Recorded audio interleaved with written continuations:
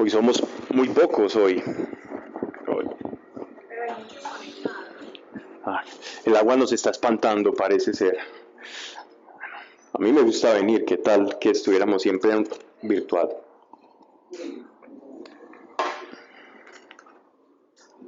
Aunque llegaría más temprano a casa. Bueno, vamos,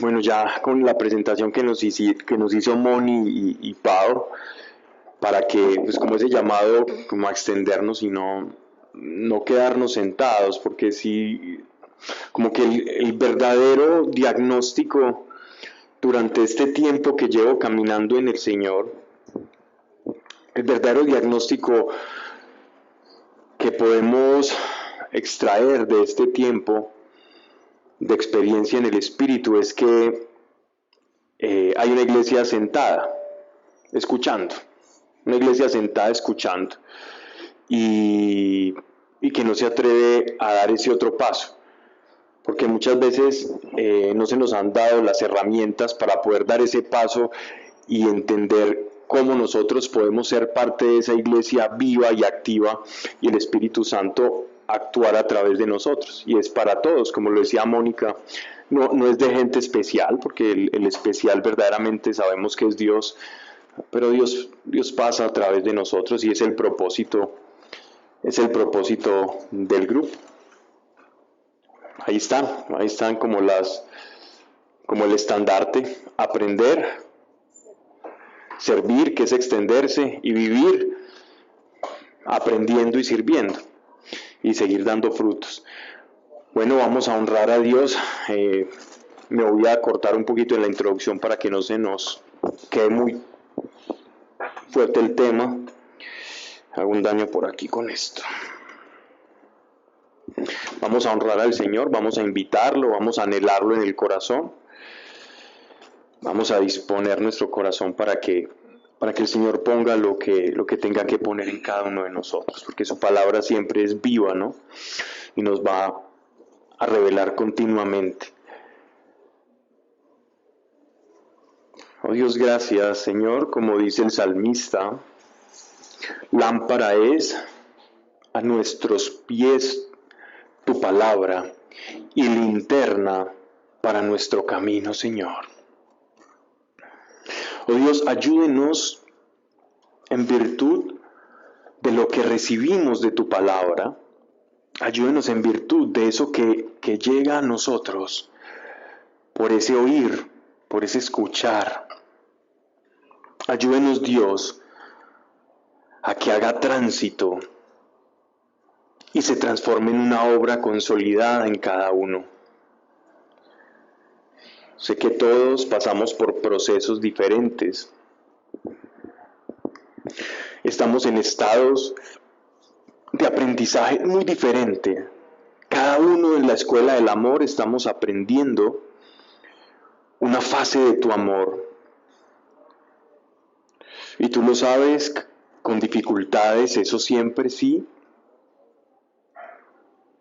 Hay dificultades, Señor, cada una tan particular,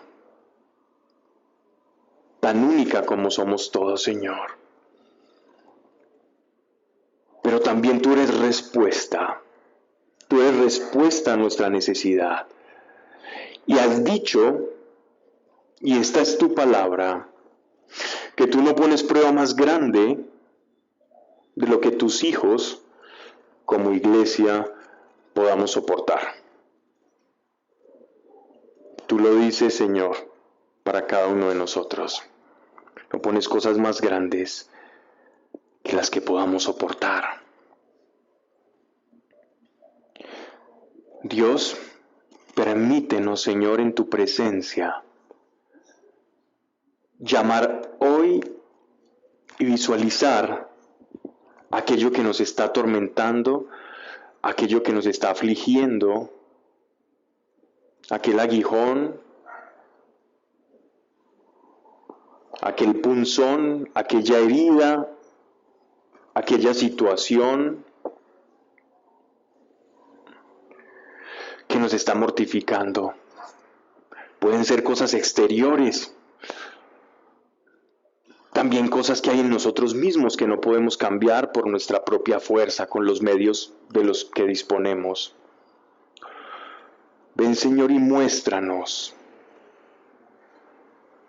que hemos de transformar. Oh Dios, aquí estamos reunidos y reconocemos que te necesitamos. Tú prometiste y has cumplido, y hablo desde lo que experimento de ti, Señor, que tu Espíritu, nuestro amigo, nuestro huésped del alma, ha venido para ayudarnos a iluminar las regiones oscuras del alma, el autoengaño, los vicios, maneras de pensar, que si bien en el pasado nos pudieron servir o librarnos de algún problema, ya muchas de ellas se han tornado obsoletas. Ya no nos sirven ciertas maneras de pensar. Ya estorban para lo que quieres poner en nosotros. Dios, yo quiero que por tu Espíritu Santo, y esto es una petición para aquellos que escuchan aquí presentes, quienes escuchan, Señor, por vía de la tecnología, y quienes aún escucharán esto después, en sus casas, haciendo ejercicio, meditando, conduciendo. Pido por cada uno de ellos, por los que están y los que vienen, para que tu Espíritu Santo, en tu presencia y en este nombre precioso que nos diste, Jesús de Nazaret, Jesús el Mesías, tu Espíritu Santo, nos ayudes a separar el trigo de la cizaña de nosotros, de nuestra vida. Y si aún hay que desarraigar, arrebatar, quitar, cambiar circunstancias externas, no solo lo interno, Señor, también pido por lo externo. Ayúdanos, ayúdanos, para que quienes vengan después, viendo el cumplimiento de tu verdad en nosotros, viendo que tú auxilias, que tú ayudas, que tú tiendes la mano, que tú arropas, que tú transformas, mañana al vernos aquellos, se antojen y vean el Dios que estamos disfrutando, el Dios en el que hemos confiado, y sea glorificado tu nombre, no por doctrina, no por teología, no por buenas intenciones, bonitas palabras o elocuencia humana, sino por tu poder manifestado con sencillez en cada uno de nosotros. Dios permite que esto sea de esta manera. Dios permítelo así, que esto sea de esta manera. Que quienes están acá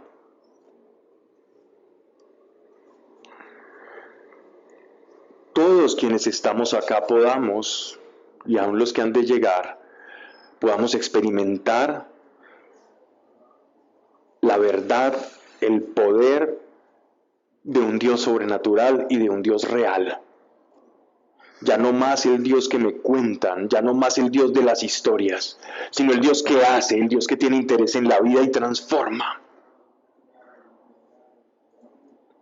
Por eso estamos acá, porque queremos de ese Dios real, no que nadie nos cuente historias, sino que tú escribas tu voluntad y hagas historia en cada uno de nosotros. Y ahí la vida de cada quien, del que cree que no es, será, y el que cree que es algo, dejará de serlo. Porque ahí entras tú a ocupar ese lugar en el que por lo general ponemos el yo, y en ese yo no cabe nada, Señor. Mas haciendo de lado ese yo, ahí entras tú y la vida comienza a florecer, porque nos muestras cuál es la voluntad de las cosas creadas y las circunstancias que nos ocurren, Señor. Gracias, Padre, que no se diga aquí cosa alguna que no esté de acuerdo a tu voluntad, mas si es así, calle primeramente a quien habla, pero si es para edificar y dar frutos, Señor, que permanezca en nuestro corazón, en el nombre de Jesús. Amén. Amén. Muy bien. Vamos, perdón. Vamos en el Evangelio del apóstol Juan. Creo, si mal no estoy por la referencia que tengo acá, que estábamos iniciando el capítulo 16, ¿verdad? Alguien de los que son bastante juiciosos. Si no me corrigen, empiezo con el 16. ¿En el 16? No. Bien. Capítulo 16, verso 1. Esto os he dicho para que no os escandalicéis. Yo creo que esto ya lo había mencionado la charla pasada. Os echarán de la sinagoga, pues llega la hora en que todo el que os quite la vida pensará prestar servicio a Dios. La charla pasada hablamos del origen de las sinagogas, cómo fue que se originaron esto que nosotros conocemos ahora como sinagogas, que perduraron desde la época, estamos hablando desde más de 300 años antes de Cristo hasta la fecha. Aún se sigue hablando de sinagogas, que son lugares donde se lee la Torá, ¿ya? Y este lugar donde se lee la Torá era como el centro espiritual, de recogimiento espiritual del Israel. Entonces, todos los judíos debían ir en determinadas ocasiones a rendir culto a Dios. Y en este culto se rendía en las sinagogas. Entonces ellos dicen, miren las palabras de nuestro Señor: os echarán de las sinagogas, pues llega la hora en que todo el que os quite la vida pensará prestar un servicio a Dios. Como el lugar, el centro máximo para la práctica litúrgica, que es una sinagoga, se va a convertir en un centro de persecución y de peligro para el cristiano. Se supone que en un centro donde se custodia la verdad, esa verdad ha de resonar con todo aquel que esté caminando en verdad. Y la paradoja se produce cuando el lugar donde se supone que se da la Torá, la palabra de Dios, al estar unido al mensaje de Cristo, va a producir fricción y va a producir muerte. Y las personas que pretenden custodiar la ley, es decir, los judíos que pretenden custodiar la ley, van a ver como enemigo a todo aquel que haya recibido a Cristo. Aún creerán que prestarán un servicio quitando la vida.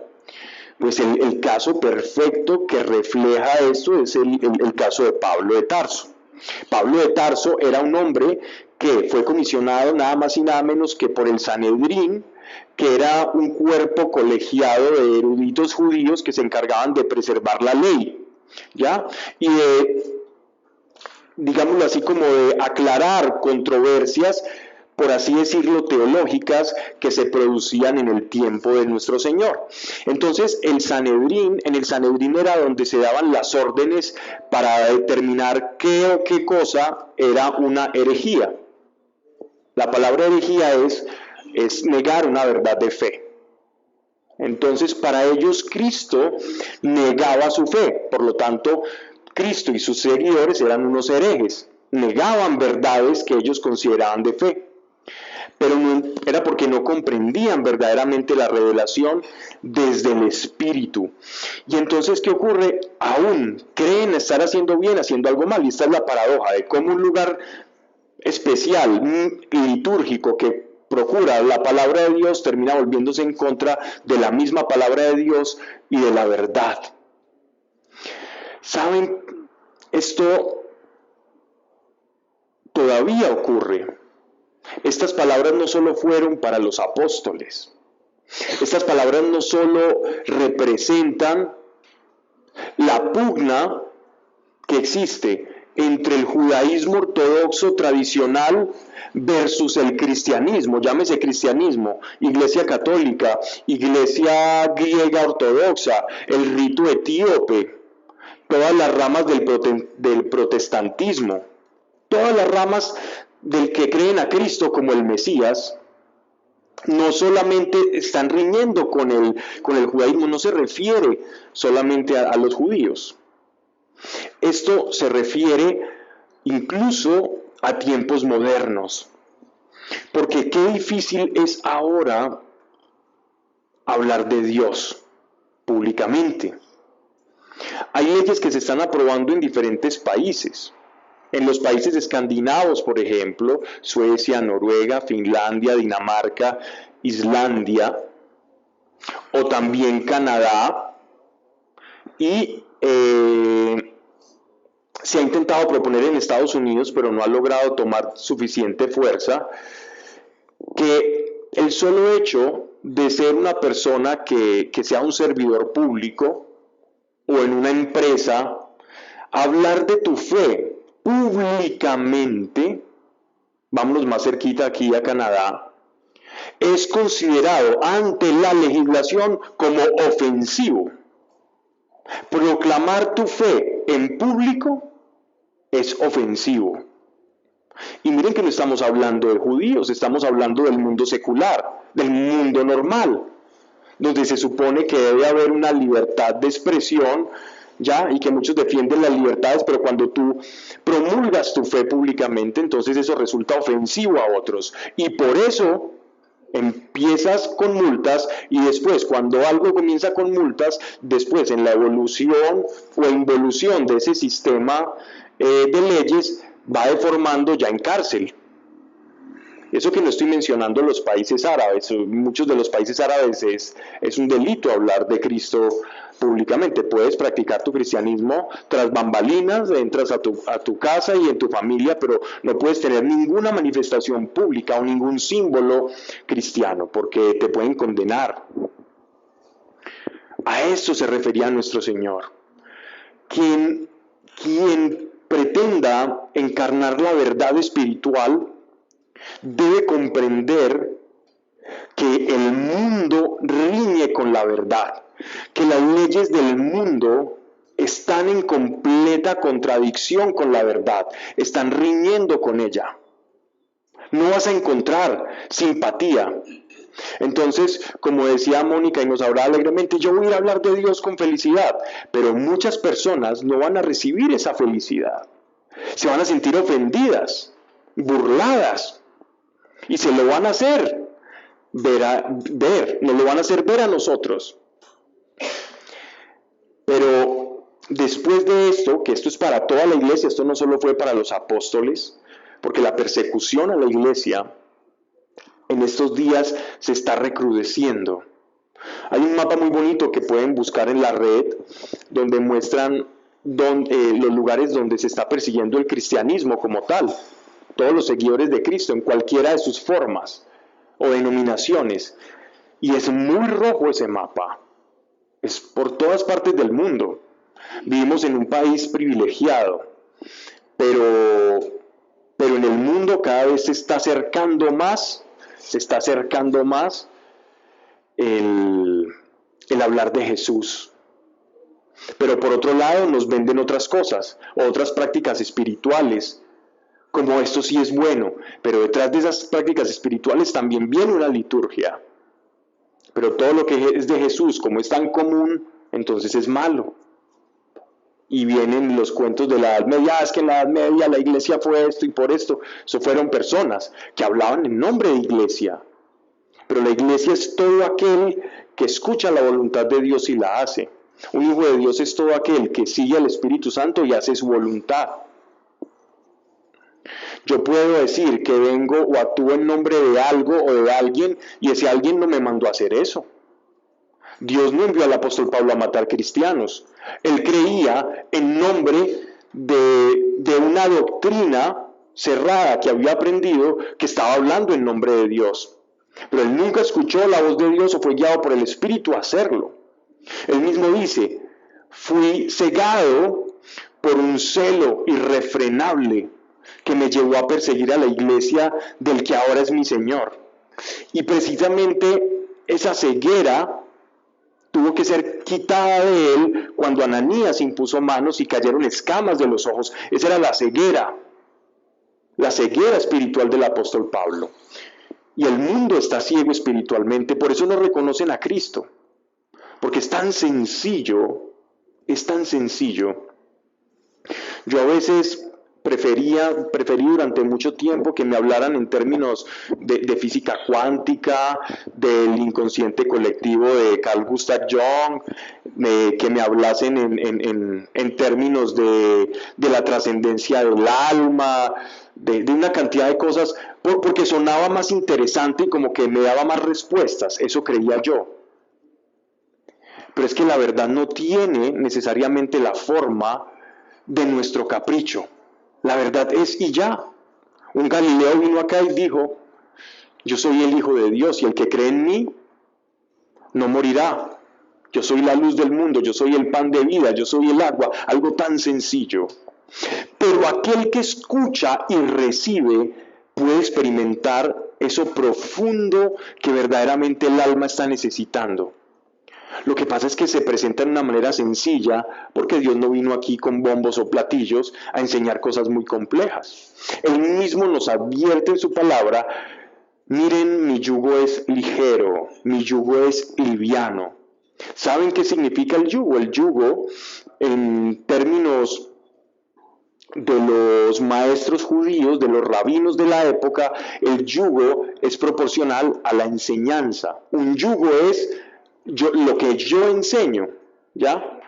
Entonces, cuando nuestro Señor dice, mi yugo es ligero, significa que es muy fácil de digerir, que las palabras de Jesús son muy fáciles de digerir.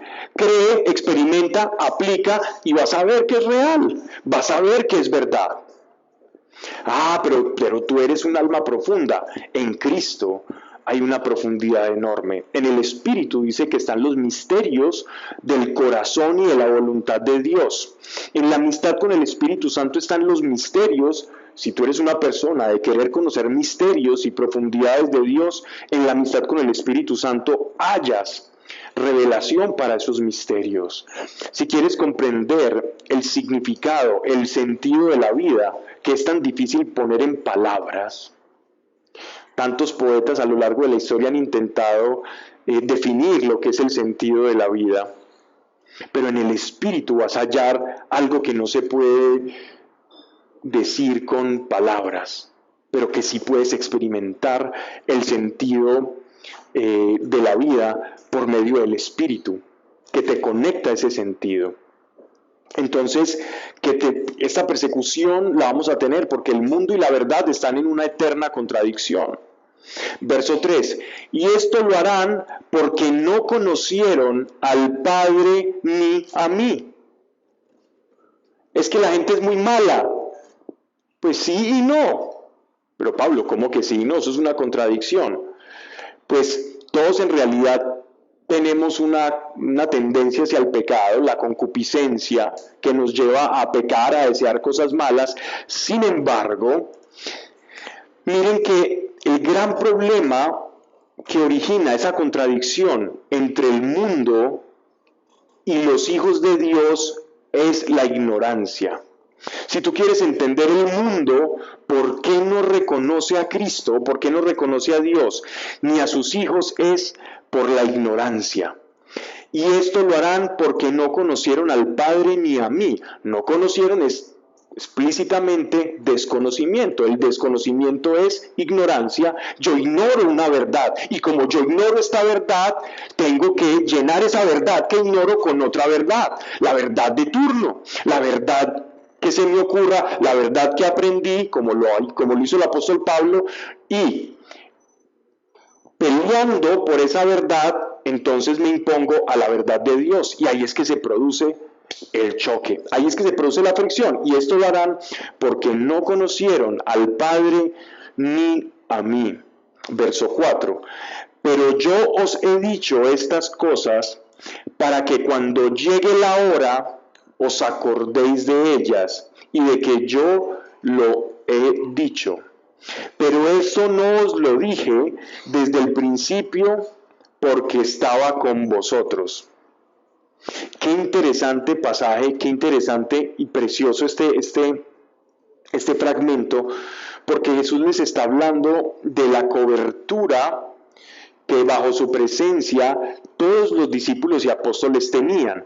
Entonces Jesús no les había hablado de la contradicción entre el mundo y ellos, porque era Jesús el que estaba expuesto a esa contradicción todo el tiempo. Miren que eran los fariseos, todos los judíos, se acercaban ¿a quién? Se acercaban a Jesús a discrepar de todo lo que él decía. Podemos decir, vulgarmente hablando, que Jesús estaba toreando todo el tiempo esa situación. Jesús era el que estaba poniendo el capote, como dicen, de todas esas situaciones, de toda esa contradicción del mundo versus él. Pero en este caso, él, como les está viniendo anunciando su muerte, en ese anuncio de su muerte le dice, yo no les dije estas cosas porque mi presencia les daba cobijo, les daba cobertura. Ustedes estaban dentro de la presencia de Dios que hay en mí y en ella se estaban resguardando. Pero viene un momento en que ustedes se acordarán de esta palabra porque no tendrán esa cobertura. Aquí entonces Jesús está dejando un espacio para después anunciar bajo qué cobertura Él va a dejar a los apóstoles y a los discípulos, porque Él no los iba a dejar solos, ¿vale? Entonces eso es como el preámbulo a lo que a continuación Él les va a enseñar. Dice el versículo 5. Mas ahora voy al que me ha enviado, y nadie de vosotros me pregunta, ¿a dónde vas? Antes, porque os hablé estas cosas, vuestro corazón se llenó de tristeza. Pero os digo la verdad, os conviene que yo me vaya. Quien en su sano juicio, habiendo pasado 3 años con Jesús de Nazaret, con el Mesías, escuchando la sabiduría que salía de su boca, viendo los milagros, viendo resucitar muertos, levantarse y sanarse y limpiarse los leprosos, dar vista al ciego, caminar como que nada pasaba. Había problemas monetarios y él les decía, vaya, saquen la moneda, no se preocupen, a cada día le basta su afán. No se visten mejor ustedes que todas las vestiduras de los pájaros y todo eso, y Salomón, con todo lo que tuvo, no se puede ni vestir de esa manera. No son ustedes más que los pájaros, que las piedras, que las palomas. Dios no los va a cuidar. Y ellos iban andando en esa tranquilidad porque estaba el Maestro, porque estaban bajo su cobertura, porque la unción, la presencia de Dios en el Mesías hacía que todo encajara para que las cosas se disiparan. Él iba dándole orden al caos de la vida y en esa presencia todo se daba. Y es que es en la presencia de Dios donde todas las cosas son posibles. Si tú quieres verdaderamente un cambio en tu vida, de verdad, si tú anhelas un cambio, una transformación, solo hay una ruta, solo hay una manera. Si tú hay algo que dices, yo necesito esto, no he podido por mis fuerzas, quiero cambiar algo. Solo hay un camino, no existen 2 caminos. Bueno, existen muchos caminos, pero existe uno eficaz y uno menos eficaz, para ser honesto con ustedes. El menos eficaz es el de tener muy buena fuerza de voluntad y luchar por todo eso, y seguro vas a conseguir cosas buenas, ¿cierto? Y proporcional a un cansancio. Pero existe también otro camino, que es volverte un cazador de la presencia de Dios. Vuélvete un cazador de la presencia de Dios.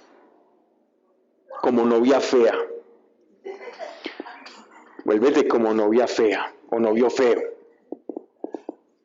Un cazador buscando cualquier cantidad de estrategias para capturar la presencia de Dios. Porque si algo entendieron los apóstoles era que bajo el influjo de la presencia de Cristo, que irradiaba la presencia de Dios, porque es la imagen visible del Dios invisible, las cosas se movían.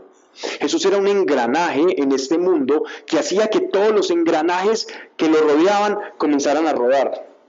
Por donde Él se movía, los engranajes comenzaban a rodar y comenzaban a adquirir la dimensión, la consistencia, la forma, la rotación que debían de tomar, y por eso las cosas funcionaban, y por eso ocurría lo que ocurría. Y a pesar de que había resistencia, porque la voluntad de Dios siempre hace resistida, siempre fluían las cosas. A tal punto en que Él podía decirles, con tal descaro santo, a cada día le baste su propio pan, no se preocupen. Vaya, dígale a una persona de estas que siempre quieren tener el control de todo, de las situaciones, de cuánto hay. Esas son muy buenas para uno pasear, pues para dejarle la carga antes de un paseo, porque te arreglan todo y te dejan todo listo. Y si tú eres relajado, pues te descargas en él. Pero hasta ahí llega para lo bueno que son. Porque en realidad es muy bueno para los que están cerca y no están escuchando la cantaleta, eso sí. Para esas personas es destructivo, es dañino, duele, siempre están cargados, siempre están pesados y mentalmente van a estar agotados. Y Jesús es alivio para todo esto. Y el hecho de que Él les esté diciendo, os conviene que yo me vaya, después de todo lo que les acabo de decir, es un golpe fuerte. ¿Cómo que nos conviene si mira que contigo todo fluye? Y lo que no sabemos, pues nos lo enseñas. Y si decimos algo malo, nos corriges. Y solo tú tienes palabras de vida eterna, ¿cómo que nos conviene? Una vez enseñaba yo sobre esto en un lugar, y alguien me decía, no, eso no está en la Biblia. Como Jesús nunca dijo, nos conviene. ¿Cómo que nos conviene? Si él dijo que iba a estar con nosotros, Él dijo que estamos leyendo. No sé si en alguna traducción dice otra cosa. Os conviene que yo me vaya. Si nos conviene que ese influjo de Cristo se vaya, es porque viene algo mejor para nosotros. Mejor para nosotros. Porque los apóstoles estaban rumiando, si me permiten la expresión, de la presencia de Cristo. Pero vendría algo en el que ellos ya no estaban rumiando, viviendo bajo el influjo, sino que ellos se iban a convertir en el influjo mismo, en el agente, en el engranaje que iba a hacer rodar otros engranajes a su alrededor. Ellos iban a poder llevar esa misma presencia a otros lugares. Pero conste, ellos todavía no sabían esto, sino que apenas les iba a ser relevado. Y dice, os conviene que yo me vaya, digo por tercera vez, porque si no me fuere, esta es la explicación a lo tan fuerte que es eso, dice, el Paráclito no vendrá a vosotros, pero si me fuere, os lo enviaré. Entonces, si Cristo no entrega su vida, muere y resucita, el Espíritu Santo no estaría en cada uno de nosotros. Por eso nos conviene que la obra de Cristo y que Cristo vaya al Padre. Porque cuando Cristo va al Padre, nos envía el Espíritu Santo. Paracletos, ya lo había dicho, paracletos es una expresión que significa el defensor, el que aboga, el que defiende, el que te defiende a ti. ¿De qué te defiende el Espíritu Santo? Principalmente de la mentira. De la mentira. El Espíritu Santo es el encargado de decirte esto es verdad o esto es mentira. Así te parezca muy fascinante. Así te atrape. ¿Esto es mentira o esto es verdad? ¿Por qué? Porque Él es el Espíritu de la verdad. Y en Él no hay engaño, en Él no hay mentira. Y Él te muestra eso. Ese es el verdadero Espíritu Santo. Dice, pero si me fuere, os lo enviaré.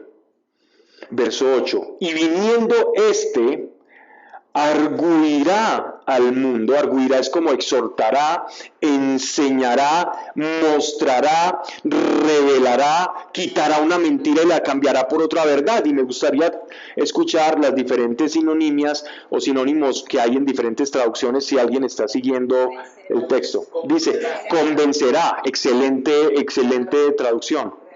Rearguye, es decir, rearguir es como tú piensas de una manera y él te va a mostrar y te va a revelar la verdad, es lo mismo, es convencer, pero menos matizado. Hay otras palabras diferentes a rearguir, convencer, hay alguna que dice enseñará, no hay otra traducción diferente, todas están en esas dos traducciones. Mostrará la verdad, esa es una traducción de un lenguaje más sencillo. Entonces, miren esto, qué importante. Mostrará al mundo o rearguirá al mundo de pecado, de justicia y de juicio. Bien. ¿Cuál es la misión? El Espíritu Santo dentro de la iglesia tiene diferentes misiones, ¿cierto? Esta es la misión del Espíritu Santo no solo respecto al creyente, porque respecto al creyente es glorificar a Jesús. El trabajo del Espíritu Santo dentro de nosotros es glorificar a Jesús, para que glorificándose Jesús en nuestra vida, nosotros tengamos paz, tengamos claridad, tengamos verdad y tengamos una vida con propósito. Ese es el verdadero trabajo del Espíritu Santo, pero en el mundo, es decir, a nivel global, a nivel mundial, a nivel general, el trabajo del Espíritu Santo es enseñar al mundo que existe algo que se llama pecado, y voy a hablar de eso a continuación. Enseñar al mundo de justicia y de juicio. Entonces estas palabras, cuando uno lee esta triada, justicia, juicio y pecado, uno lo primero que se le viene a la cabeza es o Torquemada por allá en la época de la Gran Inquisición, ¿cierto? O se imagina uno el Dios castigador, o la iglesia con llamas persiguiendo al que es pecador, y al pobre que está por allá dándose el látigo y flagelándose porque el Espíritu Santo le convenció de que su vida era pecado. Y eso está completamente lejos y desvinculado de toda la verdad. Miren, hemos hablado muchas veces de qué es pecado. ¿Qué es pecado? El pecado en realidad es un defecto en nuestra naturaleza, es un problema de la naturaleza que hace que seamos incompatibles con la naturaleza de Dios. Entonces, el pecado en realidad, si yo quiero entender para Dios qué es pecado o cómo ve Dios el pecado, míralo, sobre todo si tienes sobrinitos o si tienes hijos mucho mejor o nietos, bueno, si tienes nietos que tuviste hijos, así que no está de más decirlo. Imagínate, o cuando eras tú pequeño. O si tú ves a alguien, un niño, una persona que quieres, que consideras que apenas está empezando su vida y que está aprendiendo, ¿cierto? Y que tú tienes un conocimiento mayor de la vida, de la realidad, de las cosas. Aunque a veces los niños también nos pueden sorprender, pero no es el caso de lo que vamos a decir. Imagínate que tú ves a un niño haciendo algo moralmente incorrecto, algo que no te gusta, un niño pegando y maltratándole a otro. Y un niño propinándole una paliza al otro con un juguete en la cabeza, de suerte que el otro empieza a sangrar, empieza a gritar, y el otro niño feliz, ese granuja dándole golpes, pegándole todo el tiempo. Y tú puedes ver la escena de diferentes formas, ¿cierto? Que eso te indigne tal, que haya una ira en ti y vayas a acabar con ese otro porque está haciendo lo incorrecto. O saber que esa acción que está teniendo ese niño sobre el otro, está generando realidades, está dañando, pues, evidentemente al otro niño, pero ese niño también se está dañando a sí mismo porque está yendo en contra de su verdadera naturaleza. Porque las manos, si ustedes ven, por ejemplo, el diseño, los griegos empezaron a filosofar sobre lo que se llama lo teleológico o el sentido intrínseco en las cosas, mirando el propio cuerpo y sabiendo que todas las estructuras del cuerpo humano, ahora es que uno ve que se están haciendo cosas y se ponen cachos y cosas extrañas, cuernos, pero yo no he visto ningún ser humano con cuernos de carnero para darse golpes por allá en una plaza de mercado, por una caderona, por allá darse golpes como un par de carneros. No he visto los primeros. O nosotros no tenemos, o los seres humanos no tenemos espuelas en las pantorrillas, o en los talones como los gallos, o no tenemos garras. Y los colmillos que tenemos, bendito sea el Señor. Si acaso, del pulpito. Si acaso da para eso. La propia fisionomía del ser humano, uno, quien estudió en un colegio de hombres, por lo general cada mes habían 3 o 4 escaramuzas, peleas ahí por cualquier cosa o por el que hacía bullying y esto. Después de una pelea, ¿cómo terminaba la mano? ¿Te acordás? Después no peleabas poco. Bueno, la mía terminaba adolorida. ¿Por qué los boxeadores se tienen que preparar tanto para pelear? O los que hacen artes marciales. Porque el cuerpo de fábrica no está preparado para eso. Tenemos 5 elementos. Acá, cada mano constituida por 5 huesos muy frágiles que están diseñados para crear, como pinza, no para combatir. El cuerpo humano no está diseñado para darse golpes. Por eso se crean las artes marciales, para ver cómo utilizar algo que no es para que sea una cosa que no es. Cómo convertir un instrumento, herramienta de locomoción, que es una rodilla, en una cosa de kickboxing. Cómo utilizar un codo en golpe, cómo hacer llaves, porque el ser humano no está hecho desde su fisiología para pelear. Entonces, vemos que dentro de lo que es pecado, lo que Dios considera pecado, es todo aquello que distorsiona la naturaleza de la creación. Y todo lo que distorsiona la naturaleza de la creación, a la postre te va a dañar. A Dios le molesta, no el pecado en sí, no el pecado en sí como tal. Lo que a Dios le molesta del pecado, y lo vemos reflejado en la vida de Cristo, cuando interfiere en el caso de la mujer que iba a ser apedreada, que iba a ser lapidada, la mujer adúltera.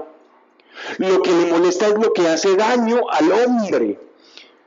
Dios sabe que el pecado te hace daño.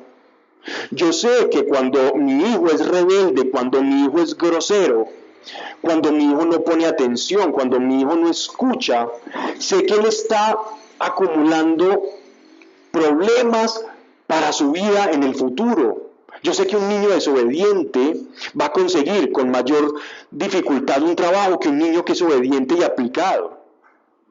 Sé que un niño que atiende instrucciones le irá mejor en la vida que uno que no, que tendrá más herramientas para sortear la vida. Entonces el verdadero problema del pecado con Dios no es el pecador, no es el pecado en sí, sino yéndonos un poco más lejos y más profundo, es que todo lo que es pecado daña al hombre. Y Dios ama su creación.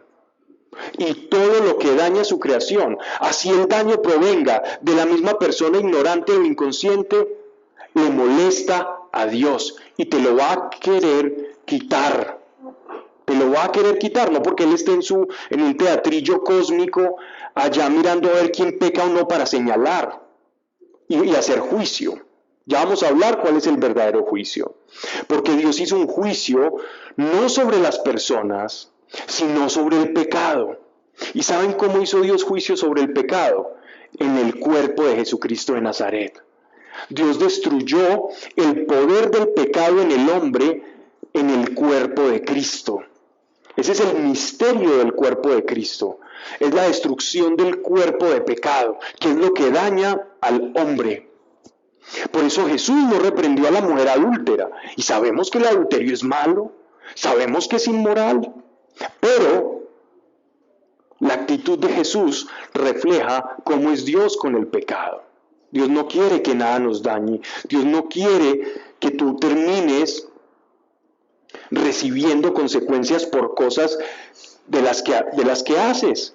Eso es lo que va a convencer el mundo. El mundo va a convencer que existe algo que se llama pecado y que daña y distorsiona la creación y la naturaleza de Dios. Ese es el trabajo del Espíritu Santo.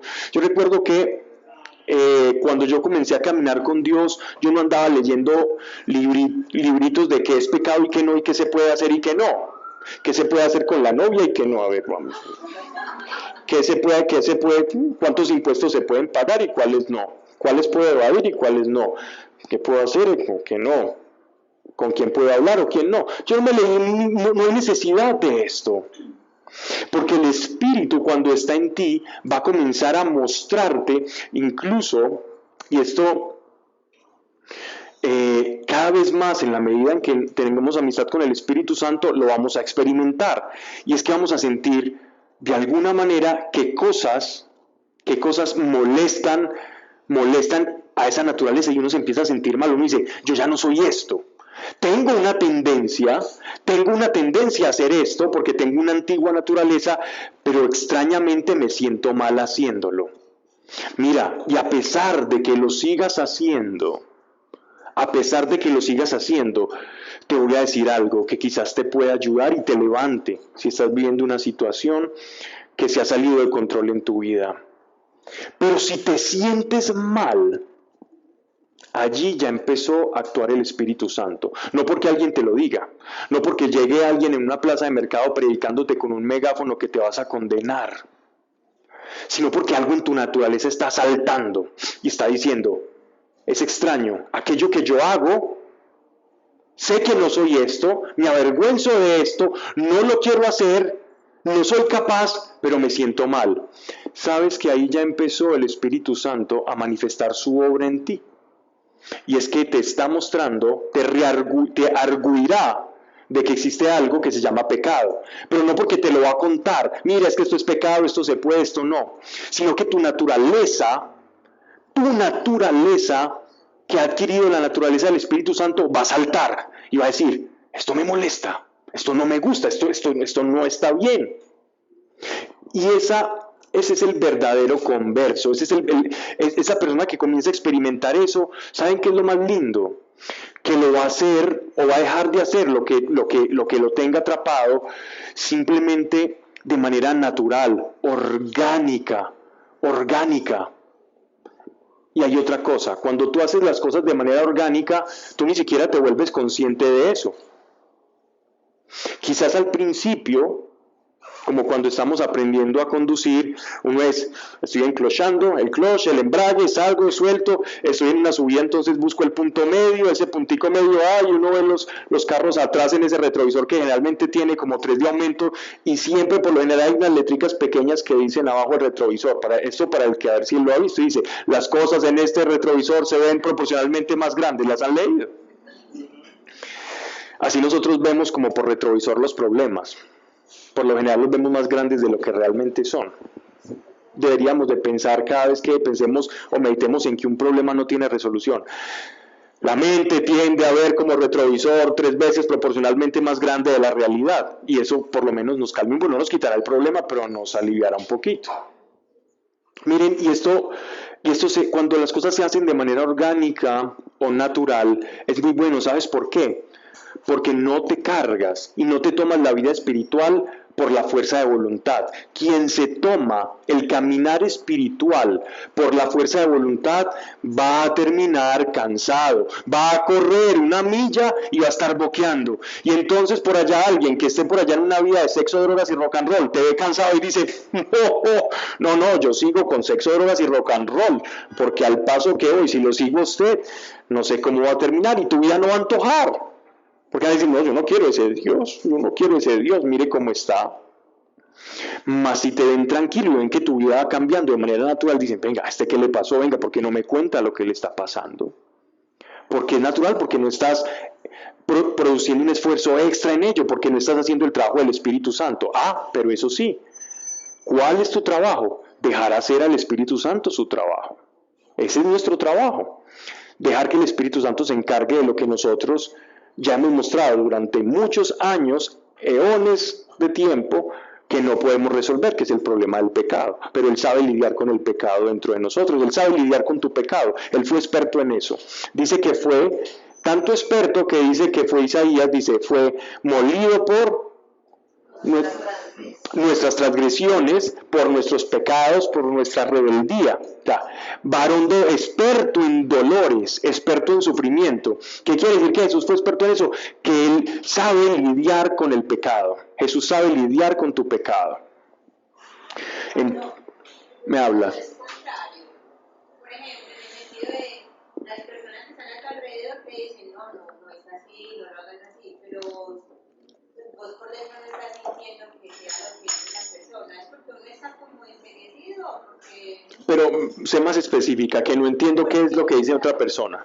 Estamos diciendo que el Espíritu Santo te corrige cuando estás haciendo algo malo, ¿cierto? Estoy diciendo que Él va mostrando y te va dando una nueva naturaleza, y esa nueva naturaleza te va haciendo casi que sentir de manera orgánica que hay algo que es incompatible con ella, y esa incompatibilidad llamémosle pecado. Entonces, sentir dentro de uno que uno ya está ahí lo que por ahí no es. Perfecto. Cuando eso no se da, que mi vecina me dice, no, mira, yo he visto tu comportamiento, no lo he visto normal, no me parece que es lo correcto, o pues lo correcto debería ser esto. Entonces, pero no sentís por dentro como esa corrección del Espíritu Santo. O sea, ¿soy yo la que está envejecida o realmente...? Depende. Es que depende porque el caso es si realmente Dios le está mostrando a esa persona y esa persona es de la iglesia y te aventaja en la fe, yo lo escucharía, porque el Espíritu Santo te está exhortando. El Espíritu Santo puede exhortar a través de otra persona dentro de la iglesia, eso sí, con amor, con respeto, sin escándalo. Pero si es alguien por ahí, un vecino X, que no sabemos su procedencia en los terrenos de la fe, y te dice, oye, es muy malo que tú ores así, tú tienes que rezar de rodillas así, y mira, te vendo un látigo a 15,000. Si te ofrece eso, tú vas a decir, no, el Espíritu Santo te va a decir por dentro, no escuche. Corte, ¿cierto? Sí, por ahí va la cosa y perdona la exageración. Pero Dios usa mucho la iglesia para eso, para exhortar. Es que cuando entramos dentro del cuerpo de Cristo, hay personas, incluso hay un don que es el don de exhortar. No, eso es precioso. Porque exhortar, ¿quieren saber a quién ha sentido que Dios le ha dado el don de consejo en algún momento? El don de consejo. Levanta la mano sin ser timoratos. A ver, ¿quién? Yo he sentido muchas veces que ha fluido el don de consejo a través de mí. Eso es exhortar. Ese es el don de exhortar. Lo que pasa es que un consejo puede ser un consejo en una circunstancia, un consejo puede decir, mira, no hagas eso porque eso está produciendo eso en tu vida. Eso es exhortar. Así que si has dado consejería, eres experto en exhortar. Porque hizo que, el que habla duro y sin pelos en la lengua, es que tú tienes el don de la exhortación. Ojo, que puede no tenerlo sino ser imprudente. Ojo con eso. Pero la iglesia, sí, bien lo dices, la iglesia encarna el trabajo del Espíritu Santo, dice. Entonces, ¿en qué consiste el pecado? Es una incompatibilidad de mi naturaleza con la naturaleza de Dios. Y Dios quiere que seamos enteramente compatibles para poder compartir. Punto. Dios quiere que seamos compatibles en naturaleza. Pero Dios sí es malo, es que Dios no me ama. No, porque te ama, quiere que seamos compatibles. Busca todas las alternativas. Sufrió en una cruz, se paró allá, lo maltrataron. Cuando nos empecemos a entrar en la crucifixión, Juan no lo narra tan detallado como Lucas quizás o como Mateo. Pero cuando nos adentremos, que va a hacer una exposición sobre la crucifixión y ver lo que Él pasó por nosotros, vamos a comprender que Dios se tomó muy en serio el problema de esa incompatibilidad. Tan en serio que dio la vida por nosotros, ¿sí? Pablo, a mí hay una frase como que me causó un poquito de curiosidad y quisiera saber qué significa. Digamos, cuando uno le dice a alguien, no me siento súper mal porque estoy haciendo algo que siento, o sea, que antes era normal, pero ahora para mí no lo es, como lo que tú estás diciendo. Y lo que le repiten a uno es como, Dios te va a dar el Espíritu Santo, la conciencia de juicio. Justicia y pecado, es exactamente lo que estamos hablando. Por eso, pero o sea, uno cómo sabe eso que es, uno cómo lo explica, uno cómo dice. Precisamente lo estamos hablando. La conciencia de pecado es que viene a través del Espíritu Santo, es cuando viene esa nueva naturaleza en ti, en nosotros, no te van a tener que decir, es que eso es malo o eso es bueno. Eso va a comenzar a suceder de manera natural. Uno como que lo siente. Exacto. Así que justicia, o sea, uno como Ya voy allá, voy en pecado. Hasta ahí vamos bien. Ya sigo a lo siguiente, que es justicia. Muy bien. Ahora dice, arguirá el mundo de pecado, de justicia. Entonces, la palabra justicia, yo la voy a escribir aquí en el tablero y quienes nos están escuchando, entonces vamos a entender esto. Justicia, esto lo voy a poner acá porque sé que así se nos va a quedar.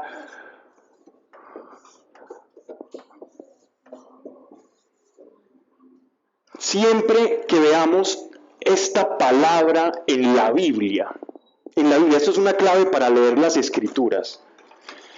Esto te va a servir mucho porque la palabra justicia y justo en las Escrituras se repiten más de 170 veces. Entonces, en esas más de 170 veces que tú leas justo o justicia en toda la Biblia, en tu Biblia, tú puedes hacer inmediatamente esta conversión. Puedes hacer exactamente esta conversión para que no tengamos problema con esa palabra.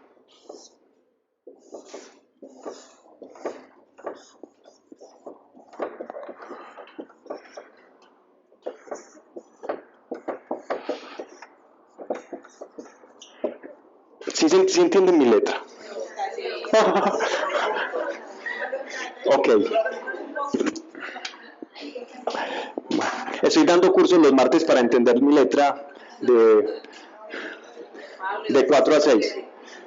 Miren, justicia, cada vez que leamos la palabra justicia en las Escrituras, es análogo a voluntad de Dios. Justicia en las Escrituras es igual a voluntad de Dios. Justicia es voluntad de Dios. Bienaventurados los que tienen sed de justicia. Entonces el que tiene sed de justicia no es es que el que me la hizo me la paga. No, es que como este ladrón, es que a esos violadores hay que matarlos. O es que a este hay que hacerle esto. Esa no es la sed de justicia que Dios está hablando.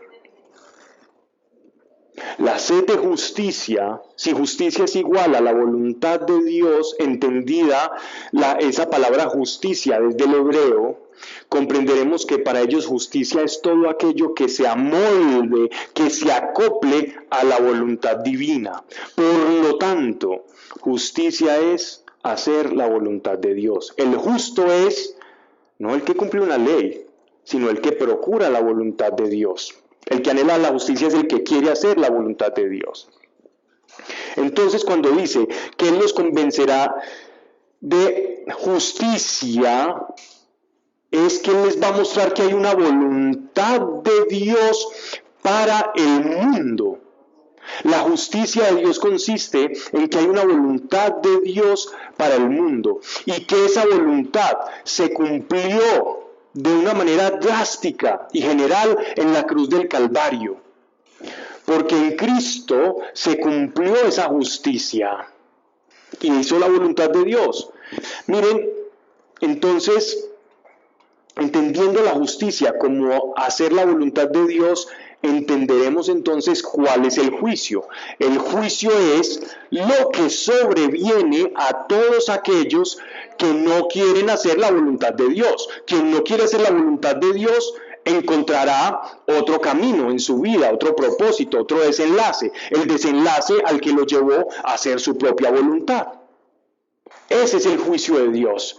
Tú elegiste estar separado de mí o elegiste estar conmigo. Los seres humanos tenemos la libertad de elegir estar con Dios o estar separados de Él. ¿Elijo a Dios o no lo elijo?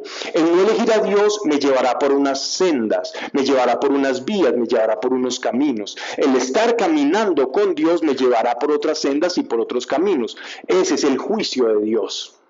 En eso consiste el juicio, en que hacer o no hacer la voluntad de Dios te llevará a un camino o a otro camino.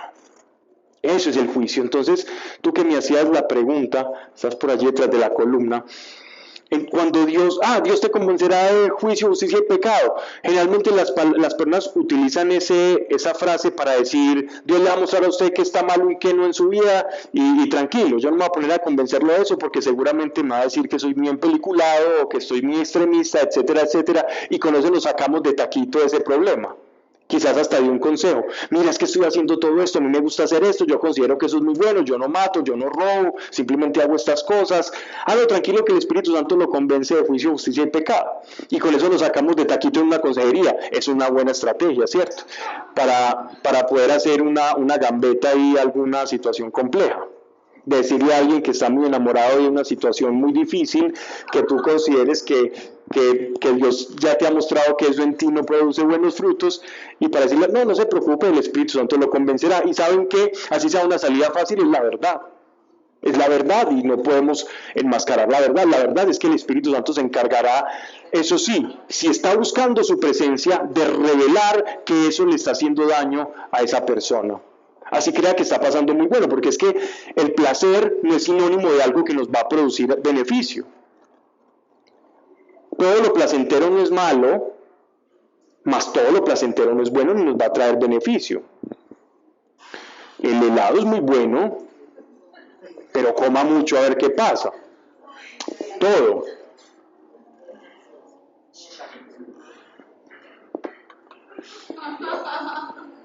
Pablo, pero ese... Tengo una pregunta que me menciona cuando dices que las personas tomamos la decisión de seguir el camino de... Va a ir por la predestinación. No. Ah, bueno. O no, ¿cierto? Y a veces cuando uno habla con personas le dicen, pero es que vos no entendés que la iglesia, la religión, es una forma de controlar el comportamiento de las personas para que entonces si hacen algo malo se van a ir al infierno, si lo hacen bueno entonces van a poder vivir. ¿Uno cómo hace para darse a entender de que no es una forma de... O sea, ¿sabes qué aporte tan maravilloso? ¿Qué aporte tan maravilloso? De verdad. Porque es en la práctica eso es lo que nos ocurre todo el tiempo. No te merezco. Te diré algo muy, muy bonito que los judíos entendieron.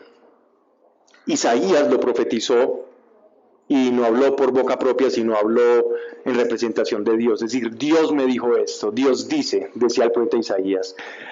La verdadera religión, ¿saben qué significa religión? Religión viene del latín religare. Religare es volver a unir algo que estaba roto. O sea, la palabra religión, por el posmodernismo, se ha venido volviendo digámoslo así, si tú buscas, por ejemplo, en internet, religión, cuerpo de doctrinas que tienen una creencia o cuerpo de doctrinas que tienen, que están sistematizadas en dogmas, etc., y depende del diccionario la definición. Y gracias, digámoslo así, a esos diccionarios seculares, hemos desvirtuado el concepto de religión. No, es que Dios no es religión, Dios es relación. Hombre, Dios es religión, porque religión es relación. Religión es relación. Lo que pasa es que uno lo dice porque en el inconsciente, digámoslo así, nosotros ya aceptamos que la palabra religión es cuerpo de doctrinas organizados sistemáticamente, que tienen una fe, que tienen una creencia, que tienen Pero eso no es religión. Religión es religare, es volver a unir lo que estaba separado, a Dios y al hombre. Eso es religión. Unir a Dios con los hombres. Así que puedes empezar por la etimología de religión. Mira, tú no entiendes el concepto de religión. Religión no es eso. Tú estás hablando de doctrina o adoctrinamiento, eso es diferente. Pero ¿qué tal si a mí nadie me ha dicho nada y yo comienzo a tener una relación con Dios porque religué con Él y algo en mí está cambiando? Esa es la verdadera religión. Isaías decía, ¿saben cuál es la verdadera religión? Atender al huérfano, atender a la viuda, ayudar al necesitado, porque eso demuestra que ustedes están unidos a Dios. Esto lo añado yo, esto no lo dice Isaías. Isaías termina hasta ahí. O sea, tu estilo de vida es la religión. El cuerpo de doctrinas y todo eso, eso es diferente, eso es un credo. Pero ¿de qué me sirve saber o predicar un credo si en mi vida no lo reflejo? Pero empieza por la etimología y sé que le vas a ayudar, porque nosotros no creemos en Cristo por una religión. Yo a Cristo no lo experimenté como una religión entendida secularmente hablando. Yo me arrodillé en un parque y ahí tuve una revelación de quién era el Espíritu Santo y no tuve que leer ningún cuerpo que me diga esto es malo o esto es bueno. Esa nueva naturaleza que yo fui incorporando en mí me fue haciendo cambiar ciertos patrones, conductas o hábitos que venía y que traía desde el pasado y que creía incluso buenos y que aconsejaba y que procuraba hacerlo. Pero después empecé a sentir que esa naturaleza que adquirí en ese parque era incompatible con eso y que me molestaba, como un animal herbívoro alimentándose de carne. Y a veces ociosamente, para no mentir, intentaba hacer eso o hacer algo que de la vida anterior y antes de ese evento y me sentía mal y decía, pero ¿qué me pasa? ¿Qué es esto? Realmente estoy cambiando y sin proponérmelo, sin que alguien me está diciendo, mira, haga esto, no haga esto. Y ahí entendí que esta palabra es verdad. Y yo creo que con tu vida puedes manifestar eso, sin tener que entrar en discusiones bizantinas solamente con tu vida o desde el término religión.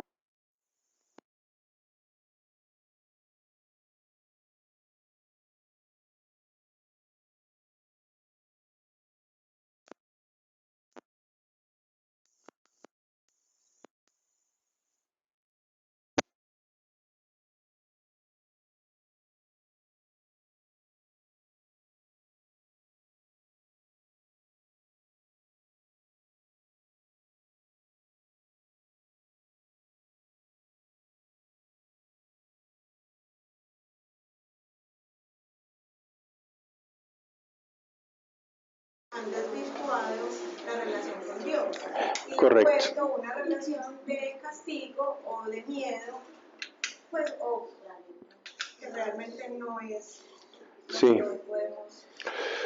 Cambiar, míralo con un niño, cambiar el hábito de un niño por miedo va a generar en ese niño una inseguridad terrible. Y hay muchos patrones que ahora estamos viendo ya en personas en la vida adulta que por temor o no dejan de hacer algo y eso se manifiesta en unos actos de inseguridad.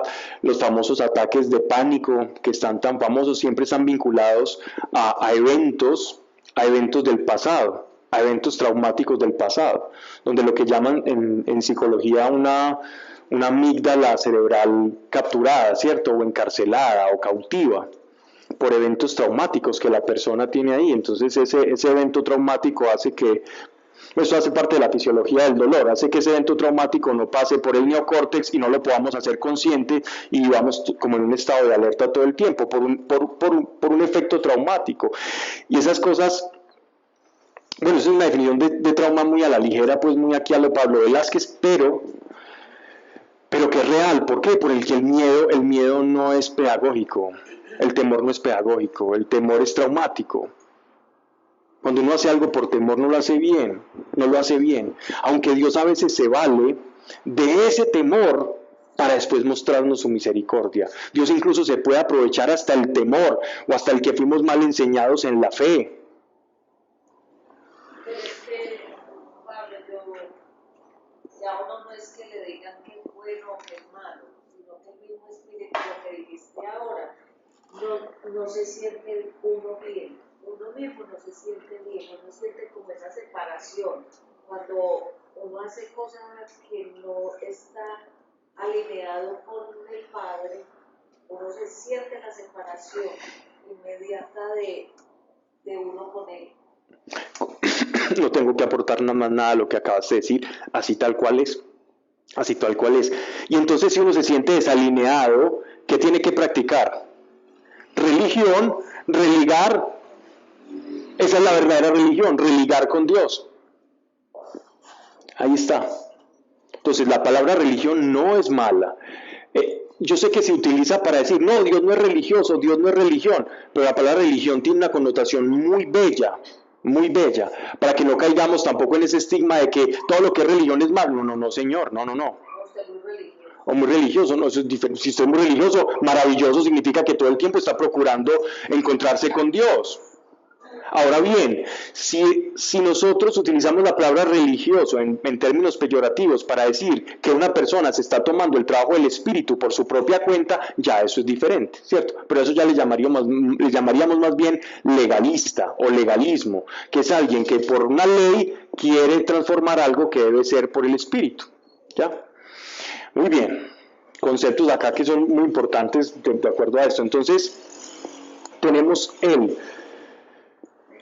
pecado, justicia y juicio. Entonces, cuando entendamos o cuando leamos o cuando escuchemos en una prédica alguna persona que diga es que el Espíritu Santo convence de juicio, justicia y pecado, entendamos que el pecado es una naturaleza que esconde en sí una contradicción con la naturaleza de Dios y que cuando ambas naturalezas se encuentran, chocan, y esa fricción que se produce entre esas naturalezas es lo que llamamos nosotros el juicio de Dios. Cuando Dios choca con una naturaleza que rivaliza con la de Él, ese choque es lo que conocemos, perdón, me equivoco, no el juicio de Dios, sino la ira de Dios. Cuando escuchen en la palabra, para que no se escandalicen, es que la ira de Dios, no es que tenemos un Dios emberriondado, un Dios bravucón, rabioso, queriendo acabar y exterminar a todo el mundo, sino que la ira de Dios significa, teológicamente hablando, bíblicamente hablando, el choque entre la naturaleza divina de Dios, santa de Dios, versus la naturaleza de pecado. Chocan, es como cuando tú pones dos sustancias químicas y hacen reacción, ¡pum!, y se produce una explosión. Eso es la ira de Dios. Cuando hay una naturaleza de pecado, se expone a la naturaleza de Dios, ocurre eso. ¿Y cómo se refleja eso bíblicamente hablando? En el pasado, cuando los sacerdotes entraban una vez al Santo Santorum, al lugar santísimo en el tabernáculo o en el templo de Salomón, donde estaba el Arca de la Alianza, ellos entraban, y si ellos entraban en pecado y no hacían la voluntad de Dios, ellos morían. Pero no era que Dios los encendía a palo, perdónenme la expresión, era que la naturaleza de Dios era incompatible con la naturaleza de los sacerdotes y ellos caían muertos. El sumo sacerdote tenía que entrar con unos borles, es decir, como unas cuerdecillas con campanitas, para que cuando el sumo sacerdote entrase allá, otros sacerdotes tenían las cuerditas, y si esas cuerditas no se movían era porque se había muerto. Entonces tenían que ver que se movieran todo el tiempo, y si estaba muerto, ellos decían, no, nosotros no estamos puros, no podemos entrar allá, entonces los sacaban con la cuerda. Eso era como un tipo de lo que significa la presencia de Dios. Pero ¿cómo Dios, si eres un Dios de amor? Si eres un Dios de amor, pero miren, por ejemplo, en el caso de las cosas radioactivas. Algo radioactivo, no hay cuerpo que resista la radiación. Miren lo que pasó hasta 40 años después de las bombas de Hiroshima y Nagasaki en Japón, después del ataque de los japoneses kamikazes allá en Pearl Harbor. ¿Qué pasó? Ellos lanzan esa bomba de hidrógeno y el efecto radioactivo siguió dañando las generaciones, porque el cuerpo humano no está diseñado para eso. El pecado o el cuerpo de pecado no está diseñado para resistir la presencia de Dios, no es que Dios los quiera matar. Es que su presencia, su naturaleza, riñe con la del pecado, y el pecado ante Dios es exterminado, queda aniquilado. Y si tú tienes eso por dentro, ese cuerpo de pecado, te hace morir. Eso es lo que vino a hacer Jesús, hacernos compatibles con Dios, con su sangre. La transfusión de sangre que Dios nos da es una transfusión espiritual para hacernos compatibles con el Padre. Y en esa compatibilidad estamos entonces en paz con Dios, religados con Dios. Y si tú te sientes que estás abrumado por el pecado y esto, entiende que Él ya te reconcilió con Dios y que te puedes, practicando la verdadera religión, volver a unir. Y que la ira de Dios no está sobre ti. O sea, la ira de Dios, la incompatibilidad está sobre ti. Porque la sangre de Cristo sirve como conector para que tú puedas entrar tranquilo delante de la presencia de Dios. Avanzamos 4 versículos, esto es verdaderamente importante. Mañana debo salir muy temprano de viaje, entonces hoy solo voy a hacer una oración general porque debo irme rápido, ¿cierto? Pero igual vamos a hacer una oración general por todas las situaciones, ¿vale? No olvidemos que la relación con el Espíritu Santo debe ser supremamente tranquila. Dios va revelando esto va produciendo, y como lo decías tú, natural. Tú vas a comenzar a sentir esto, sin que nadie te esté diciendo que es malo, que es bueno. La iglesia, Dios iba a utilizar a personas de la iglesia para decirte cosas, para ayudarte, para refrescarte, para exhortarte nuevamente. Si de pronto estás olvidando cosas, Dios va a utilizar parlantes, bocinas y despertadores dentro de la iglesia para estarte recordando por dónde es el camino. Pero el camino siempre va a estar en Él y Él siempre se va a encargar de mostrarnos cuál es la dirección, cuál es el camino. ¿Vale? Entonces vamos a honrar al Señor y su presencia ya para terminar. Padre, gracias por cada persona aquí y por sus familiares.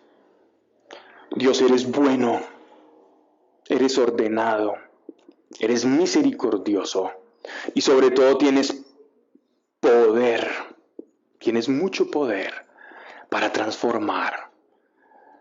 Dios, gracias por la forma en la que te hemos conocido. Gracias por la forma tan sencilla en la que te diste a conocer a nuestras vidas. Porque en esa sencillez hay tanto poder escondido, Señor. Y yo sé, gracias, Señor, que de manera natural, en cada uno de nosotros, ese cuerpo de pecado va a disminuir su efecto, su poder sobre nosotros. Ese yo que quiere sobresalir, ese yo que quiere guardar, ese yo que quiere cuidar, o ese yo que quiere tener el control, o ese yo que quiere tener la razón. Esos falsos yoes. Yo quiero, a mí me parece, es que yo opino. Siempre pretendiendo que ese yo sea el que tenga la preeminencia. Dejándote sofocado para no saber cuál es tu yo, qué es lo que tú quieres, qué es lo que tú añoras, qué es lo que tú deseas, cómo quieres transformar. Ven, Espíritu de Dios, para separar el trigo de la cizaña en nuestros corazones e identificar el camino hacia tu justicia, que es tu voluntad, para que comprendamos,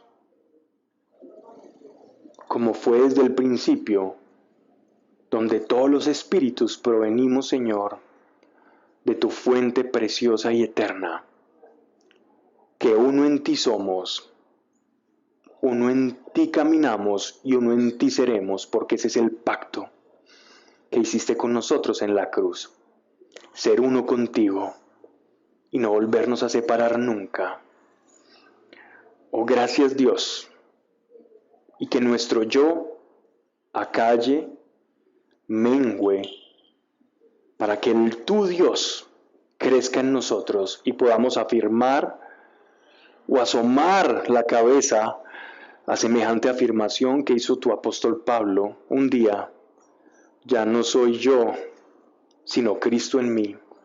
Gracias, Señor, y llévenos en paz en el nombre de Jesús. Amén. Amén. Muchas gracias.